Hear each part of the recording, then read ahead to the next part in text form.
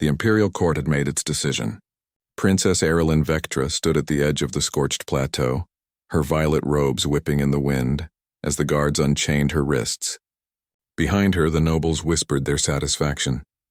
She had been too headstrong, too rebellious, too willing to question the ancient ways. The dragons would teach her humility, they said, or they would teach the Empire nothing at all. Any last words, Princess? The High Chancellor sneered. Erlyn turned, her golden eyes blazing with defiance. Tell my father that his cowardice will be remembered longer than his crown. They shoved her forward. She stumbled, then walked with dignity toward the edge. Beyond lay the Dragon's Maw, a vast canyon where the Savage Ones nested, creatures so fierce that even the Empire's greatest warriors dared not venture near. No one thrown into the maw had ever returned. As she descended the rocky path, Erlyn heard something unexpected, a voice human and strained echoing from below. Stay back. I mean it. She quickened her pace, curiosity overriding fear. In a clearing surrounded by obsidian stones, she found him, a human man, his uniform torn and scorched, holding a makeshift spear against 3 circling dragons. The creatures were young, barely twice his size, but their scales gleamed like molten copper and their eyes held intelligent malice. You're human, Erlyn said, shocked. Humans were rare in this sector, their worlds far beyond the Empire's borders. Commander Jace Thorne spun toward her voice, nearly losing his footing.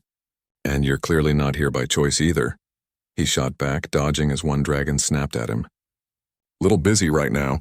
Erlyn assessed the situation instantly. The dragons weren't attacking to kill. They were testing him, playing with prey. She stepped forward, raising her hands and speaking in the old tongue, the language her tutors had forced her to learn but she'd never thought she'd use. Jakrim Tor Velashidan. The dragons froze. 3 pairs of burning eyes turned toward her. You speak to them? Jace asked, lowering his spear slightly. Apparently better than I fight, she replied. Don't move. The largest dragon approached, lowering its massive head to her level. Its breath reeked of sulfur and charred bone. Erlyn stood her ground, meeting its gaze.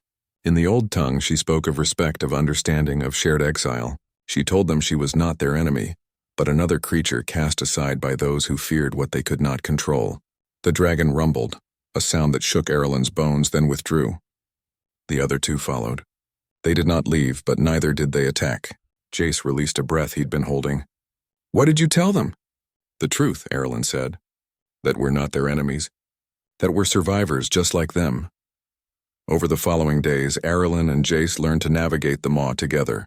He told her of his crashed ship, how he'd been on a diplomatic mission when a rival faction shot him down over this world. She told him of her exile, of a father too weak to stand against his own court, of nobles who saw her reform ideas as threats to their power. The dragons watched them constantly.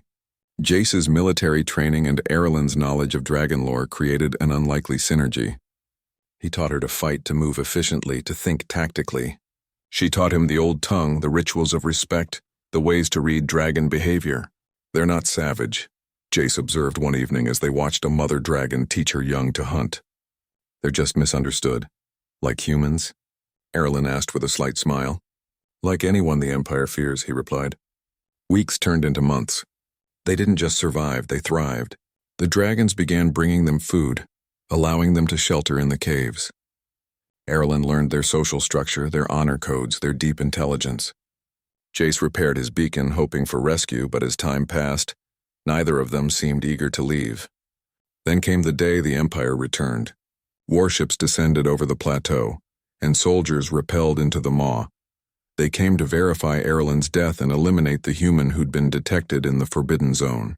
What they found instead was Princess Erlyn Vectra standing atop the largest dragon the Empire had ever seen, with Commander Jace Thorne at her side and a flight of dragons circling overhead. The soldiers froze.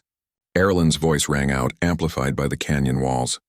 Tell the court that the princess they tried to murder has returned. Tell them she brings allies they cannot imagine. Tell them the age of fear is ending. The dragons roared in unison, a sound that shattered the morning sky. The soldiers retreated to their ships and fled. When Erlyn and Jace finally returned to the capital, they did so not as victims but as conquerors. The dragons landed in the palace courtyard, sending nobles scrambling. The emperor himself descended from his throne, his face ashen. Erlyn, he whispered. You're alive. No thanks to you, she replied, dismounting. Jace stood beside her, hand resting on his plasma pistol. I was thrown away, Father. Cast into darkness to die. But I found something there you never could. Truth. Strength.